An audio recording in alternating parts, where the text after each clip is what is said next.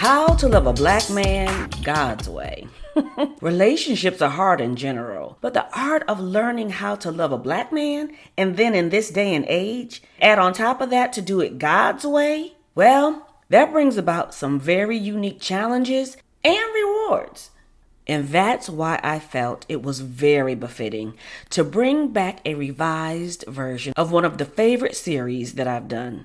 But this time, I'm bringing it back around Father's Day and Juneteenth, which, by the way, just became a national holiday. Now, this episode is even more befitting because the woman I'm talking to, she and her husband are both from Texas, so we know the Juneteenth connection there. Plus, June is also Black Music Month, and this person knows a little something about that too. Y'all, I'm talking to one of my faves when it comes to being a great example of Black love and marriage God's way. And she's very unapologetic about how much she loves her man. Yep, I'm talking to none other than Mrs. Tammy Franklin, a dynamic diva in her own right, a loving mother, a good girlfriend, and of course, a wife to the one and only award-winning artist in gospel music and beyond, Mr. Kirk Franklin. And in this conversation, Tammy and I keep it all the way real about the ups and downs of marriage and how to get out of your own way for the greater good. Some of the other highlights that I'm excited for you to hear are us talking about how soft power can help you attract and keep your man. For my single and successful ladies, we are talking about the things you need to consider before getting into a serious relationship because, it ain't easy. We'll discuss why you should never marry for fame or money, why most women can multitask and most men cannot. And we're also talking about the best time to go to couples therapy. Child, listen, there are so many more good nuggets in here. All you gotta do now is catch it and get into it. Here we go. Some of us look soft on the outside, but we're hard as stone inside. Others appear hard on the outside, but are really marshmallows inside. If this is you, it probably means you're often misunderstood. It may even be hurting your love life, brand, or professional growth. This year, let's be more strategic and intentional. Soft is the new power book, has the answers you need, guiding you on how to tap into your soft side and using it as a strategic edge. Be more intentional by using emotional intelligence to communicate. Learn and leverage the art of becoming a man whisperer. Go to Amazon.com and order your copy of Soft is the New Power today. Welcome to the Superpower Her podcast. I'm Dia Direct. Tammy, you've been married for a long time. That's going to be a major milestone, right? 25 is a major milestone. A lot of people want to be married. One thing about marriage is it really can be a mirror of yourself. If you allow it to be. Yes. I say it can be if you will allow it to be. So before we go any deeper, let's just start with you. What has marriage taught you about you? In different seasons, it teaches me different things. It taught me over the years that I can be selfish, self-centered, self-seeking.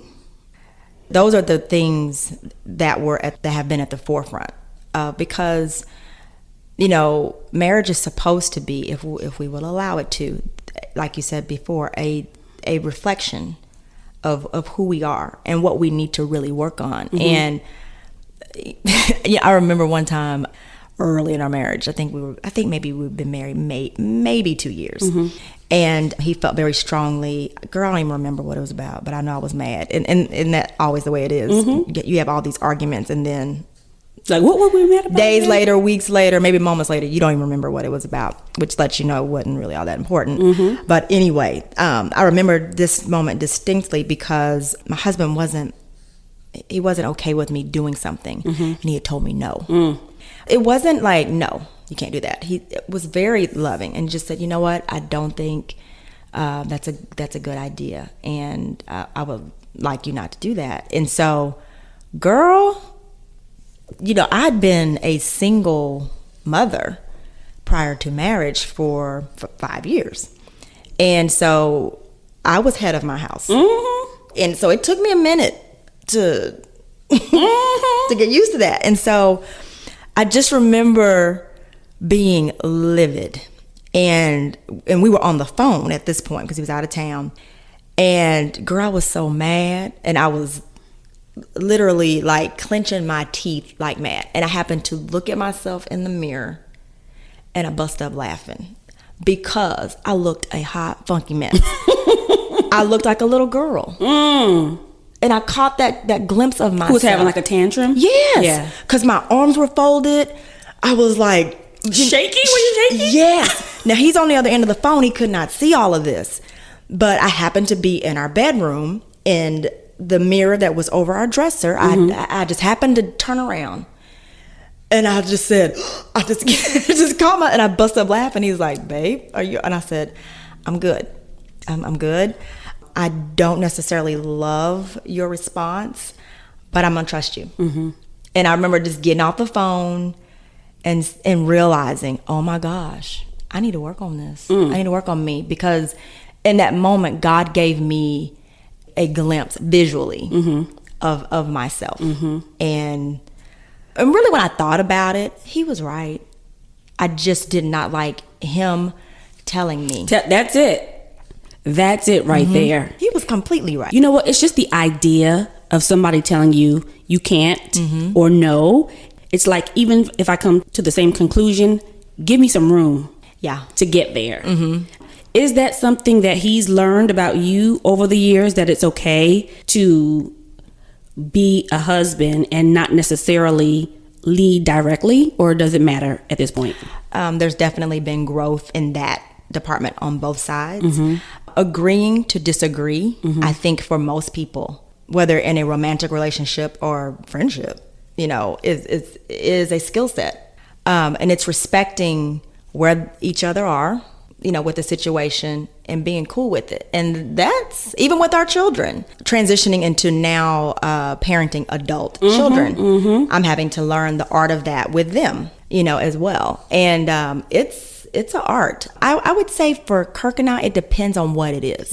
Most times he will say, you know what, babe, whatever you think is best. This is how I feel. But whatever decision you roll with, I'm cool with it. But if it's something that is in the category of really serious to us, and typically that may have to do with, it could be faith, it could be our children. First of all, I have learned to trust my husband and trust that this is the guy that God chose, and I said yes, to lead me. That's huge. See, a lot of times there's such a submission gets a bad rap. And do you believe in it? I do. I've learned in different ways that I am to submit to the Lord. Therefore, I submit to my husband. God never intended for us as women to be submitted to a fool that's leading you down the wrong path, that is mean, that's beating you up verbally, physically. That's not what he's talking about. He's saying, as your man is submitted to me, trust him. And I walk alongside my husband. He pretty much in all things, he can, he talks to me about it. It's a process. But it does mean, though, that he in our household is the last authority, that the buck stops with him. And so, meaning for me, that means that if we are in a place of disagreement or whatever, that I concede to let him make the decision. But Kirk and I are at a place too that if it's something I feel really strong about, then he listens to me. It's not like this is how we're gonna roll, this is what I'm gonna do. It's never ever in that spirit. And if it's something that's really weighing heavy on either one of us, then we'll go sit with our pastor, we'll go sit with my mom and dad, just to get, and sometimes it's just clarity. It's just getting a better understanding of where the other person is. And then I'll be honest, sometimes as a woman, it's just like, I don't like it. It's just as simple as that. I don't like it. Yeah, that's real.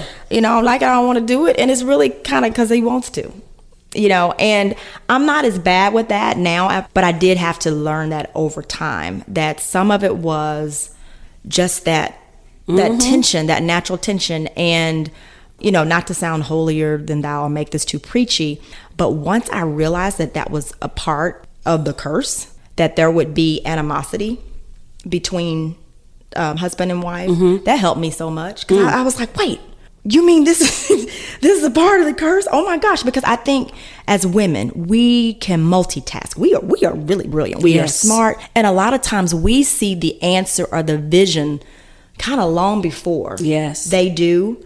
And it takes a big woman to have all that power and then pull it back. Okay. Yeah. See. Now you getting ahead of me. Sorry. You get me excited now. So we're gonna go there, because here's the thing. I've been married and divorced, but I've been single most of my life, and I come from a single parent home, and I've bought my homes on my own, and all of those things. And you said that you were the big sister, and then you were a mom very young, and so those do come with a level of responsibility and leadership. And if you've been doing okay by yourself, it is very difficult to now have somebody else tell you, okay, here's how we're going to do it, especially if you don't necessarily see the logic, or in your mind it's like, no, there's definitely a better way to do that. So I want to talk about approach though, because in the same spirit of what you're talking about, there are so many, we have them friends who are women of power, right? Women of power and women of position. And they still desire marriage. Yes. And it's the one thing that they have not been able to either be successful in or achieve. And so before the Lord transitioned me into doing what he has me doing now as it relates to really helping women to tap into their superpower and realign your life, I really focused a lot on relationships. I've always just been like obsessed with relationships. And so I used to do this panel called The Man Whisperer. And yes, you know what, I've heard of that. Yes. And so where these men would, and they would come and share their hearts. And what I realized is in these series, all these women would come and they would want to hear what the men had to say until the men said stuff that they didn't want to hear. Right. And so it led me to my last book, which is called Soft is the New Power, Embracing Your Feminine Edge to Win in Love and Life. And so as I began to do research around this book, there were a couple of things that became clear. First of all, I began to find out what the power was in soft power, which is actually a political term that is all about using emotional intelligence to understand yourself and others, and then finding the right approach based upon the information that you have to get what you want and make people feel good about giving it to you, right? Yes. What I realized though is, mind you, my name has always been Dia Direct. So I'm known for my hard power. Yes. And what I realized is when women, for by default, because life has happened to you, bad things have happened to you, hard things have happened to you, or you've just had to lead or want to lead, right, in different ways, then we begin to have more masculine energy. Yes. And what I realized is there were several ways in which I lost the art of femininity, the art of softness, and actually saw being feminine or soft as a weakness. And so in doing these panels and working on this book, you talked about multitasking. I found out through research scientifically that women are built to be multitaskers. I'm not surprised by that, because yes.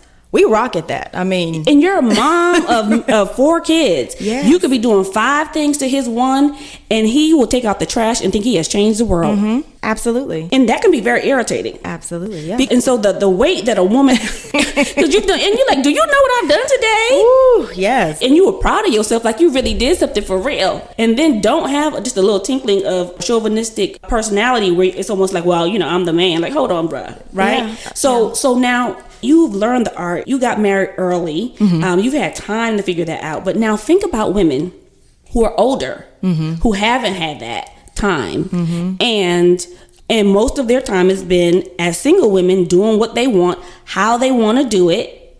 And yet you have the house, the clothes, the car, the job, the position, and you realize that you don't have love. And and that's one thing I realized. You got a great house. You don't use most of it, and you're in it by yourself.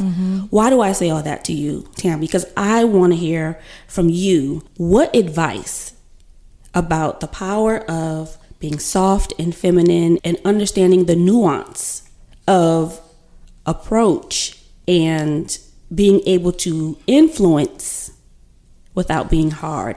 What do you say? How do you have that conversation with these women who think they want what you have or a version of it. They want to be a power couple. They want to be in a marriage, but they're more masculine than a lot of men, and their energy is masculine. Yeah, unfortunately, not realizing that it can be a turnoff. Because what I've learned, whether it be from my husband or just from my brother-in-laws, men that I've spoken with, that they need that. That's right. The hard thing is, and what breaks my heart for some of these women is, the longer they've been single in that process, the harder it is. Yes. And they do view it as weak. Yes. And, even now I'm teaching my daughters, because I think with this new woman's empowerment, which I am so for, but I'm also for us being empowered, but us being feminine and finding power in being feminine. And I'm going to always go back to my Christian lens, because that's my worldview. When there was Adam, and then God all of a sudden saw the need to have someone come alongside and complement him and make him better. And then he created Eve. And I've heard it said, it's kind of a corny joke, but I think it's so cute. And Adam was like, whoa, woman, and there's something so powerful that we have the power of persuasion. We have the power to, literally make them feel like they are king of the world and can fly. Oh my God. And we are so quick at the same time to tear them right smack down. Yes. And we got to learn the art of being both and realizing that both is needed. Both is sexy. I get way more and have gotten way more out of my husband. Come on now. When I am that honey. I got the little sugar on it, and I'm teaching my girls. When I say my girls, my daughters, because there is a part of them, and men haven't necessarily done the best job over the years. We're seeing that now with there wouldn't need to be a Me Too movement, correct, if they hadn't taken advantage of their power. But I love the fact that we can be powerful and who God exactly created us to be, but also have this feminine soft edge to us. And it's got to be a balance. It's like, unless you want a wimpy man, which is what you're going to get. Yes. And then you won't respect him. You won't respect him. I have seen it too many times. You will not respect him. You say you want a man's man. You want a man of power. You want a man of God. But when he walks in that authority, because you've also walked in that authority in your own life for so long, it's like, and it feels it's almost like an affront. It's offensive to your spirit. Like you can't take it. I remember when I decided to just surrender to trusting my husband. It has been one of the most freeing things I ever could have done. And but he's been consistent enough for you to do that. Yes. Everybody doesn't have that. Yes, he has been. But I'm gonna even Dia, when I wasn't totally trusting in him, I trusted God. And I was just... You trusted the God in him. I trusted the God in him. And when I say I trusted God, I also trusted God in the man that he brought to me. And, Kirk and I have been very, very transparent about counseling. We are actually getting tune-ups now, because going into this empty nest journey of our lives, it's a new season. For the both of us. And one of the things that I've learned over the years in counseling is that there was a time and a season in our marriage where I elevated myself to a place that God never meant for me to be. I was because he traveled so much. So I had really my vision, my way of doing things. And really when he would come home, my mindset would kind of be, I'm doing this. I run this. And I didn't say it, but I said it. Your energy did. My energy did. And the moment he would try to interject anything, I would be like, "Oh, you've been gone. This is how this work over here. This is my schedule. This is my." And the counselor that we have been going to on and off for years, his name is Dr. Acho. Amazing. He's Nigerian.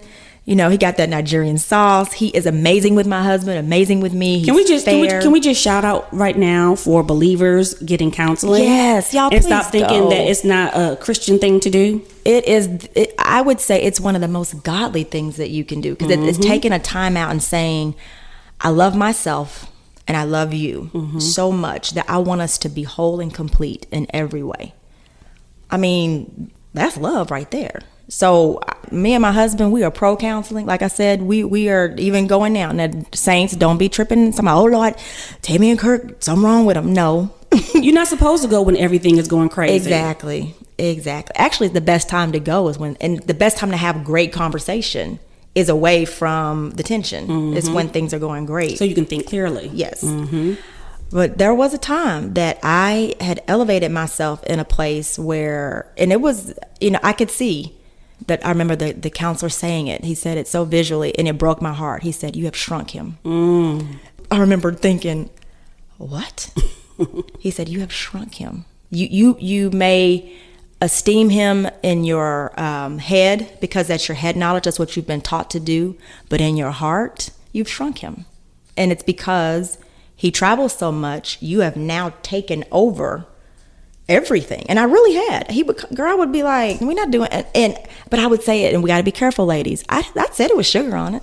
"Oh, we're not going to do that. Oh, I don't think it's a good idea." But I was so icky. I love it. Icky with sugar all all on it. But it broke my heart to hear someone's from the outside looking in telling me I'd shrunk my husband. That tore me. I was like, "Oh no, we got to get this together." And the counselor looked at me and he said, "I need you to resign your post." And I remember with tears in my eyes gripping the couch like, "Huh? Resign?" He said, "I need you to resign your post and trust him. And if the ship goes down, it's all on him." Real talking tools to reboot, realign, and reignite fire in your life. It's Superpower with Dia Direct. Providence St. Joseph Health and Well-Being Trust is removing the barriers to mental health and addiction services in every community they serve, with the goal of creating healthier populations through increased access to primary care, management, and education. Providence St. Joseph uses digital technology to make healthcare more affordable and convenient. Learn more at psjhealth.org or share your health journey at PSJH. It's where Superfly women testify. Superpower her. Okay, so I have a whole section in the book called The Art of Being a Man Whisperer. And one of them deals with ego and how fragile the male ego is. But here's the other thing. What we never talk about is the woman's ego. We have ego too. Ooh. And it is so, I think, put on the man that it's kind of only viewed as if only men have it. But we got it too. And honestly, ours can be so nice, nasty. We can hide behind that. And ladies, please hear me. I'm not bashing us. I just want us to be real. And one of the things that I've learned early in marriage, and I'm so grateful for, is paying attention to my motive. Because oftentimes because we have that power of persuasion, gotta make sure, and I looked at it as a huge responsibility that my motive had to be pure. Because a lot of times my motive, if I was honest with myself, was built around what I wanted. Not what was best for us. My motive was what was best for me, what I wanted, whether it be furniture buying or like whatever. I was focused on, this is what I want. We can be really spoiled. Yeah. I'm going to make a confession right here now because, this is not my first marriage, and I had my own home. He had his own home. And so my husband sold his home, and I have mine still, and I have tenants, but we moved central downtown just to have that like downtown experience. And here recently, the Lord's been dealing with me about my house. And in the spirit of my own motives, a lot of women have been saying to me, "Girl, don't sell your house. Yeah. Don't sell your house." And we're at a place now where we need to be able to move forward. And I realized, and my husband even said to me one day, he said, I kind of feel like you enjoyed your single life a little bit better. And to some degree, it's true. He sees me. Yes. Like, I couldn't even lie. Like, well, you're becoming one. So right. And so he sees you. Does he ever? And he called, and I'm not used to people calling me on the carpet because I'm used to being the leader. And the Lord's been dealing with me lately. First of all, don't function from a spirit of fear, of feeling like that's the only house I could ever give you, or if something happens to your relationship, at least you have that to fall back on. But if you're going to be in, go all in, and risk it, and trust me and not yourself, as if that's the last way I could ever bless you. And you'll never fully be one as long as you're holding on to your past. Oh, that's so good. That's so good. And you're going to help so many people with that transparency right there. It was so very difficult. In our argument about it, he was talking to me about it, and I resented that to the point where I realized how emotional I got about it was probably a sign that I needed to deal with this thing. And I just needed a little bit of room for God to deal with me. Yes. And because sometimes a man's approach can be so manly that it becomes like, okay, it's overwhelming. Yes. And I prayed for a man who was decisive and clear and had vision until he showed up. And I'm like, yo, listen, do you know who I am? I'm Dia Direct. Hello. And I met him when I was writing the book. And I was practicing soft power, and that's what attracted him to me. And so you know how it is. You get comfortable. I'm just being real. And he's like, "What happened to all that soft power?" I'm like, "Look, we live together. Look, I didn't get this name Dia Direct for no reason. Okay, wow. But in the spirit of growing, yes."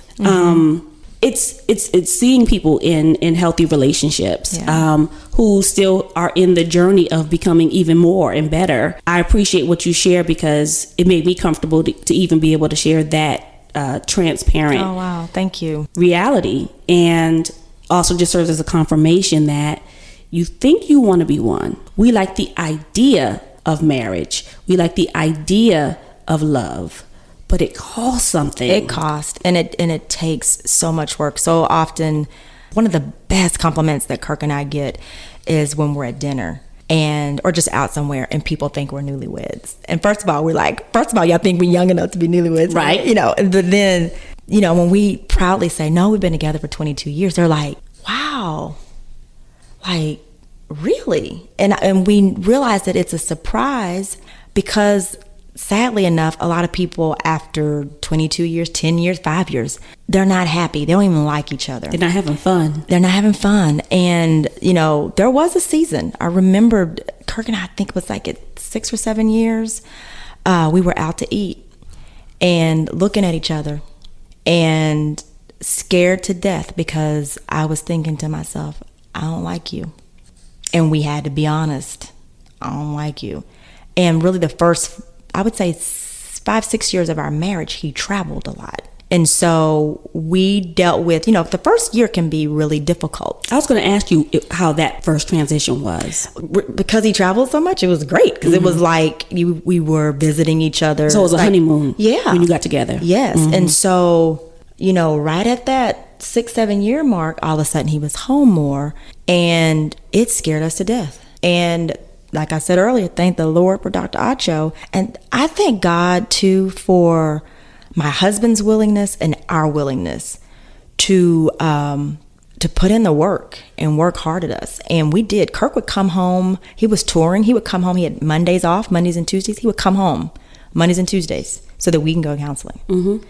I mean, that's commitment. I fell in love with him all over again because he was willing no matter, and sometimes he was happy, not all cities are direct flights. So sometimes he had to hop 2 planes to get to me. But that's how I was like, he's doing this for us. And we just vowed we didn't ever want to be those people out to eat, not speaking to each other. And we see it all the time. If you go on a date with your spouse, just pay attention. Look around the restaurant. There are so many people sitting there not saying a word. And thank you all for complimenting us on our friendship and all of that, but we work really, really hard. I was talking to someone recently who is recently divorced, and her husband played basketball, but he played internationally. And she said when he finally retired and was home, she realized, dude, I don't even like you. Like, we don't like each other because now the honeymoon is over and we have a lifestyle, but I enjoy my life without you more than I enjoy it with you. And so I wanted you to talk about love versus being in love.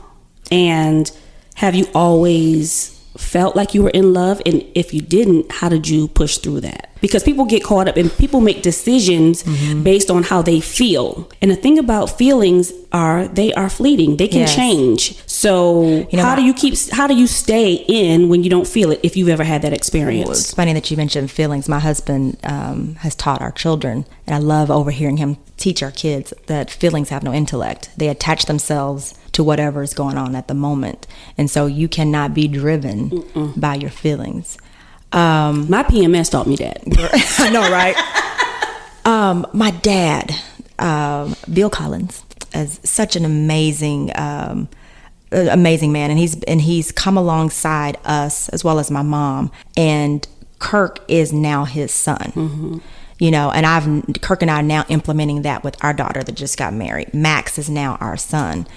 And one of the things that my dad taught me before I got married and reminded us throughout our marriage is that love is a choice. It's not a feeling. There are feelings that come along with love, but love itself, you choose. I choose to love you. It's a choice that you make one day when you decided, I feel like I love this man. I'm going to choose to allow myself to do it. Do you believe in unconditional love? I do. I believe that it doesn't mean that you have to be a doormat. It doesn't mean that you have to stay in a situation that's unhealthy for you. Unconditional love could be, but I also love myself. And so I need to remove myself from the situation because I love you and I sure love myself. And this is not a good space for either one of us. There's unconditional love is the love that Christ has for us. And my jacked up life, before I got anything even halfway right, he loved me. He died for not only those that believe, but those that didn't even believe. So when I view it that way, there are times when it's hard to love unconditionally. But when I look at the love that's been so gifted to us, I'm like, how can I not? So when you were at that time at dinner and you looked at him and you said, I don't like you, were you still in love? I loved him. You loved him, but you were not in love. I needed to be reminded. So make the distinction between the two. I think that, first of all, when I, with tears in my eyes, said, I don't like you. I don't even think I know you right now. For me personally, and for us at that moment, it was a very painful, harsh realization. For us, it wasn't a moment of, I don't like you. It's probably scary too. It was very, very scary. And it hurt my heart that I even had those feelings. And I longed to get back. So for me, it was a transparent cry for help. And I thank God that that's how I felt. I could feel it. I could feel it now. Yeah, it was a huge, transparent cry for, this is scary. We've never been here before.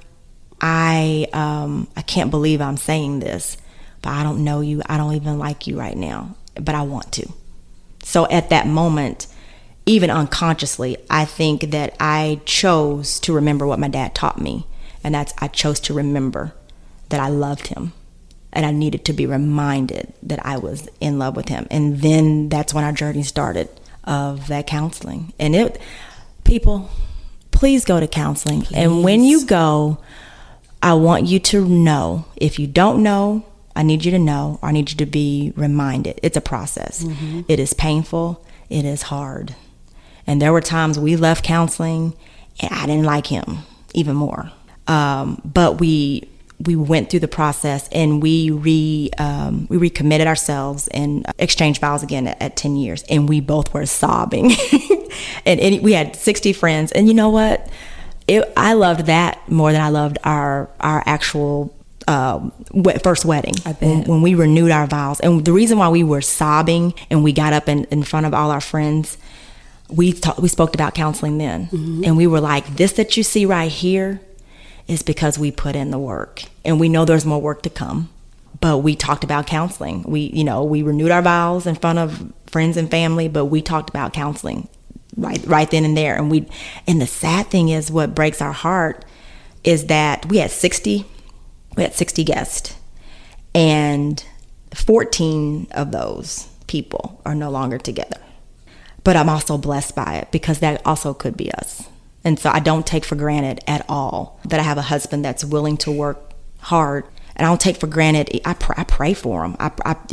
It's a scary thought, I think, for a lot of women to think about praying that their husbands stay on the straight and narrow and that they're not swayed. But they're human beings. And if you're not praying that, you can't be in denial and blind. Just because I'm cute or whatever, I'm pretty cute. You are. Doesn't mean that my husband doesn't see someone else that's attractive. Same with me.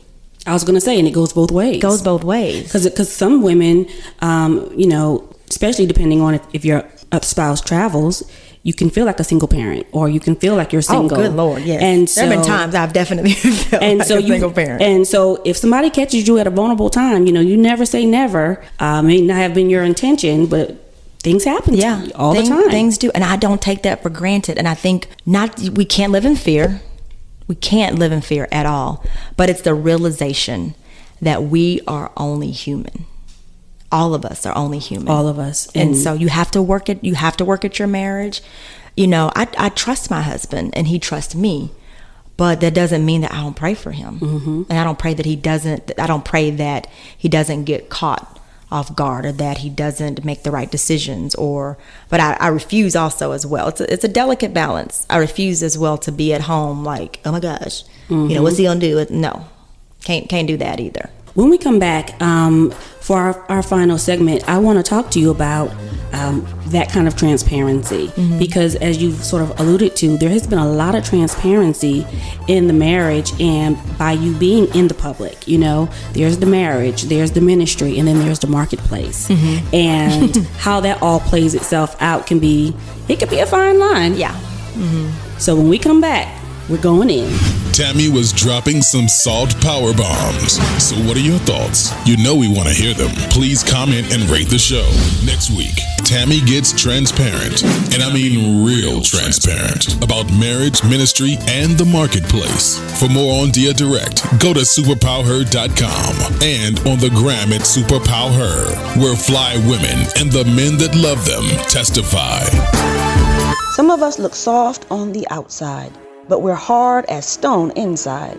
Others appear hard on the outside, but are really marshmallows inside. If this is you, it probably means you're often misunderstood. It may even be hurting your love life, brand, or professional growth. This year, let's be more strategic and intentional. Soft is the new power book, has the answers you need, guiding you on how to tap into your soft side and using it as a strategic edge. Be more intentional by using emotional intelligence to communicate. Learn and leverage the art of becoming a man whisperer. Go to Amazon.com and order your copy of Soft is the New Power today.